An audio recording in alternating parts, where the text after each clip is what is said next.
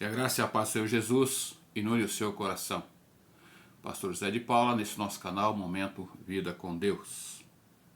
Convido você a visitar nossa página no YouTube, Pastor José Antônio de Paula, deixar ali o seu like, deixar o seu pedido de oração, o seu agradecimento, e que você possa visitar também a nossa página compartilhando com seus amigos, familiares, acionando o sininho para que você possa receber a mensagem de uma forma automática assim que o YouTube também o liberar. E é de suma importância você deixar ali o seu like para que o YouTube reconheça o nosso trabalho e faça de uma forma tranquila, não é? A divulgação desse nosso trabalho. Convido você a refletir comigo no tema difícil, mas necessário. Texto de Gênesis capítulo 2, versículos de 21 a 24. Mês de maio, mês da família, nós vamos estar durante esse mês refletindo então em alguns temas para com a família. Pensarmos um pouquinho a respeito de família. Então o tema para nós pensarmos juntos aqui é difícil, mas necessário. Gênesis capítulo 2, versículos de 21 a 24 diz: Então o Senhor Deus fez cair pesado sono sobre o homem, e este adormeceu. Tomou uma das suas costelas e fechou o lugar com carne. E a costela que o Senhor Deus tomara ao homem, transformou-a numa mulher e lhe a trouxe. E disse o homem: Esta afinal é osso dos meus ossos e carne da minha carne. Chamar-se-á varoa, porquanto do varão foi tomada. Por isso, deixa o homem pai e mãe e se une à sua mulher, tornando-se os dois uma só carne. Esse texto aqui na versão da Sociedade Bíblica do Brasil e na versão fácil de ler, traz esse texto também da seguinte maneira: Então o Senhor Deus fez o homem cair num sono profundo. Enquanto ele dormia, tirou uma das costelas de Adão e fechou o lugar com carne. Da costela que tinha tirado do homem, o Senhor Deus fez a mulher e a levou ao homem. Então o homem disse: Finalmente, ela é osso dos meus ossos e carne da minha carne. Será chamada de mulher, porquanto foi tirada do homem. Por isso o homem deixa seu pai e a sua mãe, se une à sua mulher, e os dois se tornam um só ser. É interessante pensarmos aqui, nesse texto, difícil, mas necessário. O texto de Gênesis capítulo 2 nos fala aqui a respeito da criação do homem e da mulher. Mas vemos aqui a partir do verso 21 até o verso 24, o texto nos falando sobre a criação da mulher e como tanto o homem como a mulher deveriam viver. E por experiência vivida e por ver esse fato ocorrendo dia após dia, a Bíblia alerta como é preciso viver uma nova vida, ou seja, a vida conjugal. Isso a gente no dia a dia vai vendo as pessoas, como elas vão vivendo, como elas vão aplicando em sua vida essa nova vida, a vida conjugal, a vida a dois. E quando o ser humano aqui se une, se casa, tanto o homem quanto a mulher, eles vêm com uma forma de ser, uma forma de viver. Muitos ainda vivem na dependência dos pais. E mesmo nos dias de hoje, diante de tantas coisas que vemos, ainda tem alguns que seguem, né, podemos dizer assim, as orientações, os conselhos dos pais. Não são tantos, não são muitos, são poucos. Mas esses poucos ainda se deixam levar pelos conselhos dos pais. Param para pensar um pouquinho. Porém, quando se casam, muitos deles estão tão habituados a viver na dependência dos pais e não querem deixar de viver assim, pensando na sua vida a dois para viver o seu dia a dia ao lado do seu esposo ou da sua esposa. E vivendo dessa maneira, eles não param um pouco para... Não tem tempo, às vezes, para sentar, para conversar, para assumirem esse novo relacionamento, marido e mulher. E Marcos capítulo 10, versos 7 e 8 nos diz: é por isso que um homem deixa a casa de seu pai e de sua mãe e se une em casamento à sua esposa. E os dois se tornam um corpo apenas. Eles já não são dois, mas um. Na versão da Bíblia Fácil, ou melhor, Bíblia Livre para Todos. Mas é interessante vermos que tanto o homem quanto a mulher, ainda que não sejam todos, mas são muitos que ainda vivem submissos à autoridade dos pais. Aí você pode dizer: pastor, mas como assim? Há aqueles que não fazem nada sem pedir autorização do conselho dos pais. Eles não param para sentar, para conversar, ali o marido e mulher, para dialogar, para tentar resolver os problemas, né, para tomar decisões sozinhos. Eles buscam, vivem às vezes influenciados pelos pais. Isso sem contar que há pais que não acordaram ainda para ver que seus filhos cresceram e que eles precisam bater asas sozinhos, voar sozinhos, sem estar sobre as asas ou as dependências dos pais. Tem pais que não deixam. Tem pais que acham que os filhos são deles, não é? E que tanto o esposo quanto a esposa são pessoas que acabaram se intrometendo, se envolvendo, mas não querem deixar. Há pessoas que têm os filhos como se fossem somente deles. Pais que querem mandar em tudo, querem interferir em tudo, que querem viver a vida dos filhos, e com isso acabam prejudicando a vida conjugal dos filhos, causando em muitas situações separação devido à sua intromissão. Mas vejamos aqui alguns fatos que a Bíblia nos relata. O verso 21, a parte B dele, diz que enquanto o homem dormia, Deus tirou uma das suas costelas, ou seja, uma das costelas de Adão, e fechou o lugar com carne. E o verso 22 diz: da costela que tinha tirado do homem, o Senhor Deus fez a mulher e a levou ao homem. E é interessante que os pais, um dia, tiveram a sua liberdade de buscar ali o seu esposo, a sua esposa, né? Se casaram, mas não dão esta liberdade para os filhos. Querem dominar, querem controlar os filhos. E acabam com isto prejudicando o relacionamento dos filhos. Mas, como disse o texto aqui, difícil, mas necessário.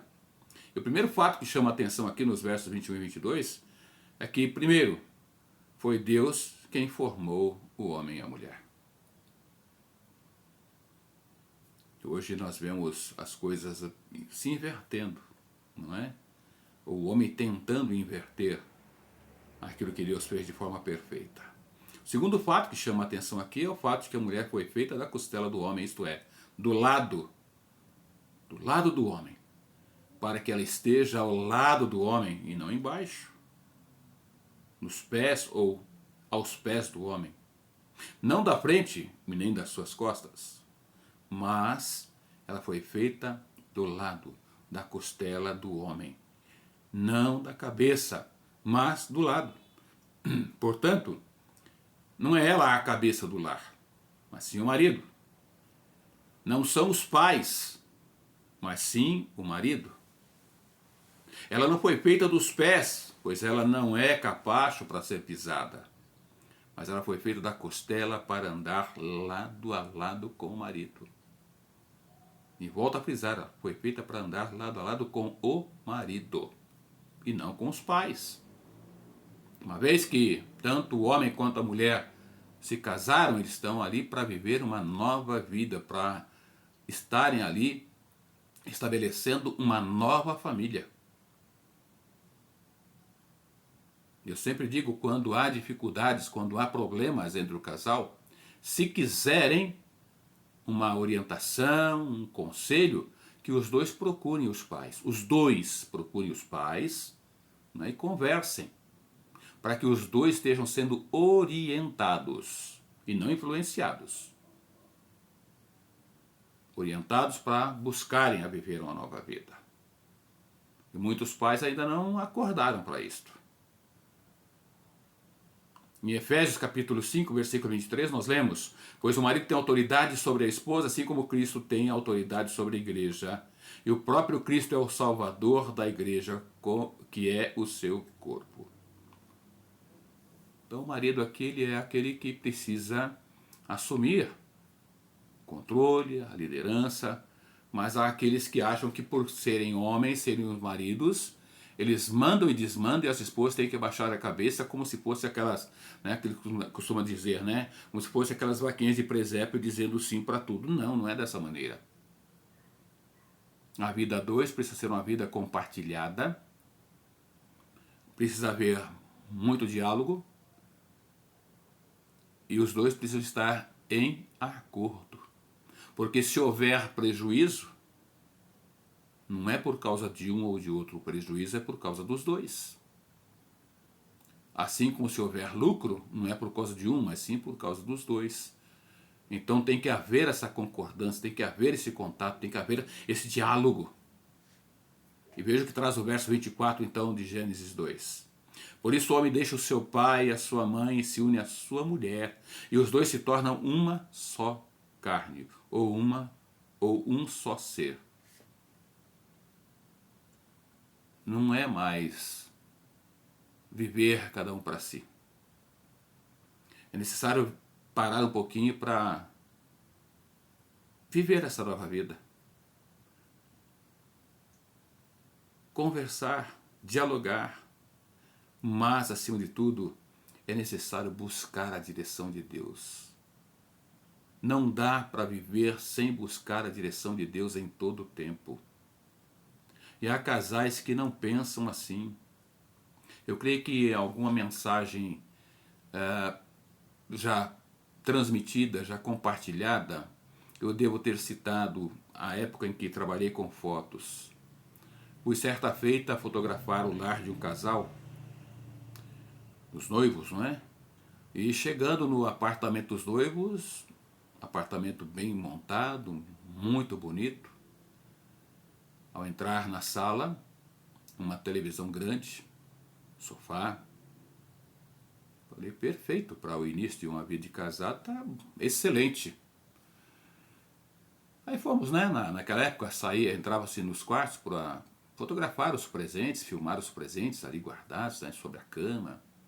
Então davam uma geral no lar para filmar e mostrar, ficar gravado. Mas chegando no quarto, uma televisão, né, fixada na parede do quarto. Até aí, podemos dizer, tudo bem. Ou os dois estão na sala, não é, compartilhando, ou quando vão para o quarto, ali os dois, né, para compartilhar aquele momento.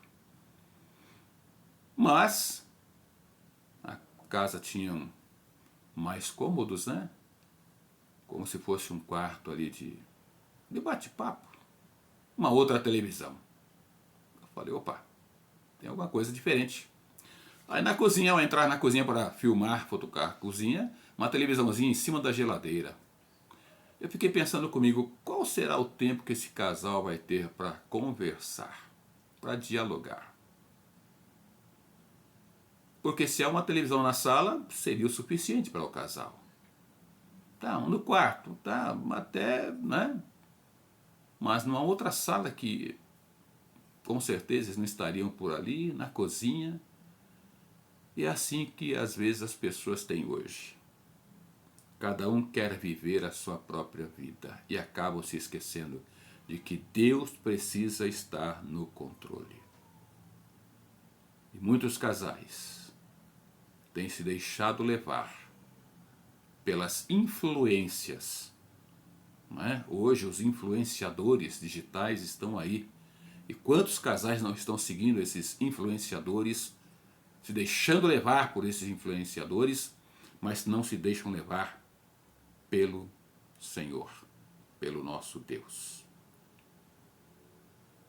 Não buscam a Deus. Não buscam em Deus a resposta para as suas indagações, para as suas dificuldades, para os seus problemas. Os casais não têm tido tempo para conversar a respeito dos seus problemas pessoais, das suas lutas, das suas dificuldades, porque não tem mais o diálogo. E a palavra de Deus nos mostra aqui que é necessário buscar, viver debaixo do cuidado, da direção, da orientação do Senhor. E essa orientação nós temos na própria palavra de Deus. Em Efésios capítulo 6, verso 18 diz: façam tudo isso orando a Deus, pedindo a ajuda dele. Orem sempre guiados pelo Espírito de Deus. Fiquem alerta. Não desanimem e orem sempre por todo o povo de Deus. Difícil, mas necessário. Buscar ao Senhor, orar ao Senhor, conversar com Deus. Há pessoas que não sabem o que é orar. É você conversar com Deus, é você expor sua necessidade, sua dificuldade, seu problema, sua luta. E pedir a Ele a direção, a orientação. Ele traz aqui que isso deve ser feito sempre sob a direção do Espírito Santo de Deus. Ele diz aqui, olha, não desanimem. Porque há pessoas que desistem, desanimam no meio do caminho. E há um alerta aqui que eu posso compartilhar com você, que é o seguinte: o filho dependente é um filho carente. Pode ver. Filho dependente é filho carente. E filho carente ele não cresce se não tiver sua própria experiência, sua independência. Vai viver na dependência constante dos pais. Casa-se, tem a esposa ou o esposo, mas vive na dependência dos pais. Carência. Mas o texto traz aqui que é necessário os filhos desapegarem de seus pais, e assim os pais também desapegarem de seus filhos, deixando com que seus filhos vivam, com que eles tenham suas próprias experiências. É necessário que os pais cortem o cordão umbilical para que os filhos caminhem, lutem. Deixar pai e mãe, os filhos precisam, é necessário. Entretanto, todavia, os jovens casados que não aprenderam a deixar pai e mãe estarão comprometendo aí a sua união, seu relacionamento, a sua vida conjugal. Conheço casais que, no prazo aí de 1 ano, estavam separados. Conhecedores da palavra, mas separaram, porque estavam acostumados a viver na dependência dos pais. Não são capazes de tomar as suas próprias decisões se não estiverem envolvidos com os pais. E os pais, por sua vez, não se desgrudam, não cortaram ainda o cordão umbilical. Difícil, mas necessário. Viver na dependência de Deus.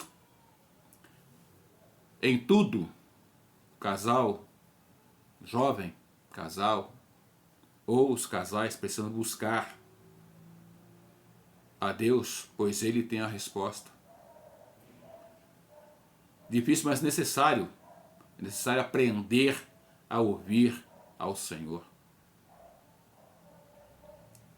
É difícil, mas necessário que os casais conversem, dialoguem, exponham seus conflitos, suas necessidades um ao outro e juntos, sob a direção de Deus, façam melhor um para o outro. Difícil, mas necessário que um viva para o outro e não para si mesmo. Mas como assim, pastor? Porque aquele marido que acha que ele casou, a esposa que ele tem em casa está ali para servi-lo. Ela depende dele, ela precisa dele, ou vice-versa. A mulher acha que, por ter, de repente, valores melhores do que o marido, ela manda e desmanda e ele tem que obedecer. Tudo errado. Porque uma vez que estão juntos, precisam aprender a compartilhar de todo o espaço, de todo o momento, de tudo quanto tem. Porque agora os dois se tornaram uma só pessoa. É difícil, mas necessário que o casal viva para o seu cônjuge e não para si mesmo. Porque quando você busca fazer a vontade do seu cônjuge, quando você procura fazer com que ele se torne, seja uma pessoa feliz, pode ter certeza de uma coisa, você será uma pessoa muito feliz. Porque a recíproca virá, será verdadeira. Mas é necessário buscar ao Senhor. Como nos traz o texto, não é? De Gênesis capítulo 2. Então o Senhor fez o homem cair num sono profundo. Enquanto ele dormia, tirou uma das costelas de Adão e fechou o lugar com carne. Da costela que tinha tirado do homem, o Senhor fez a mulher e a levou ao homem. Então o homem disse, finalmente, ela é osso dos meus ossos e carne da minha carne. Será chamada de mulher, porque foi tirada do homem. Por isso o homem deixa o seu pai e a sua mãe e se une à sua mulher, e os dois se tornam um só ser.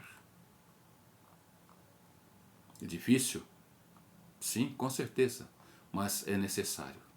Necessário viver na dependência de Deus, em tudo e em todo o tempo buscar a direção, a resposta em Deus através da sua palavra. É necessário aprender a ouvir ao Senhor, que nos fala por meio da sua palavra.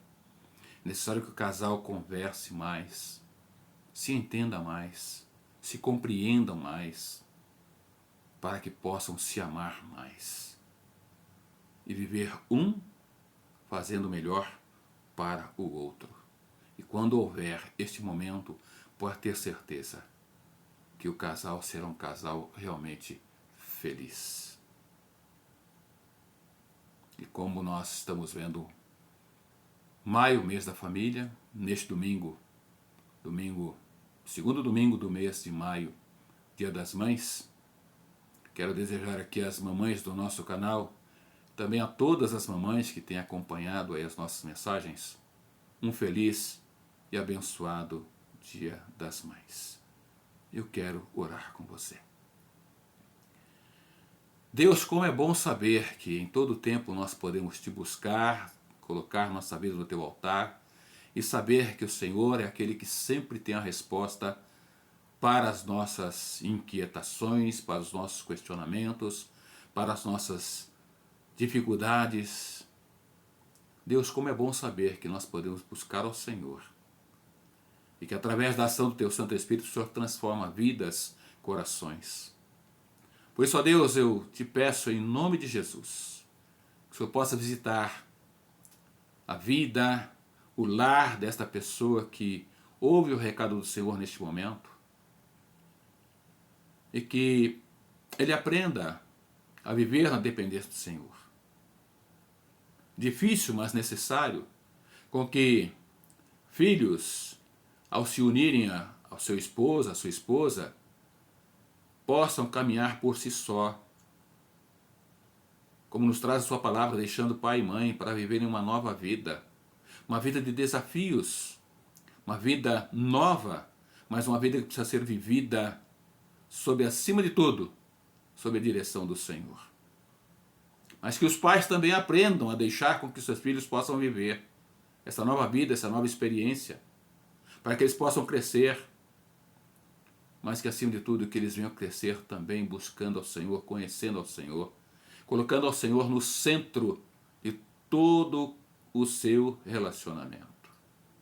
Visita, ó Pai, o lar, a vida dessa pessoa que está ouvindo o recado do Senhor e que a ação do Teu Santo Espírito possa transformar, acima de tudo, salvando vidas, restaurando relacionamentos, restaurando vidas conjugais, familiares, e que o Seu nome possa ser glorificado em cada vida, em cada coração, em cada lar.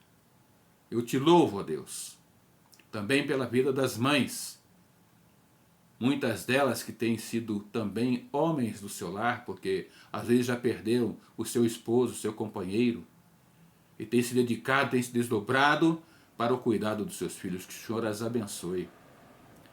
Neste dia em que se comemora os dias das mães, que os filhos possam reconhecer a preciosidade que é ter sua mãe ao lado para poder orientar. Todo o cuidado que elas têm tido para com eles. Eles reconheçam. Mas que acima de tudo a bênção, o cuidado do Senhor possa ser sobre cada uma delas, restaurando-lhes a vida e acima de tudo a alegria de poder estarem com seus filhos e serem ali aquelas pessoas prontas a orientá-los. Muito obrigado, Deus, pela vida de cada mãe. Obrigado pela vida da minha mãe, pela vida da minha esposa, pela vida das minhas filhas, que também são mães. Nora, que o Senhor visite e abençoe a cada um.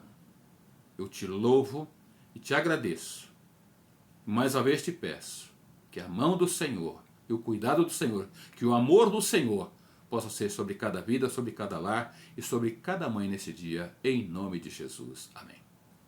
Querido, que Deus te abençoe. Que Deus te dê uma semana debaixo da graça, do amor, da misericórdia do Senhor.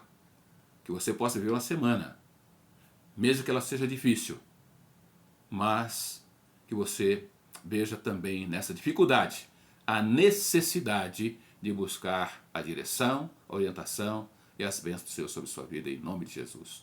Pastor José de Paula, nesse nosso canal Momento Vida com Deus. Que Deus te dê uma semana debaixo da graça, do amor, da misericórdia dele, em nome de Jesus. Amém.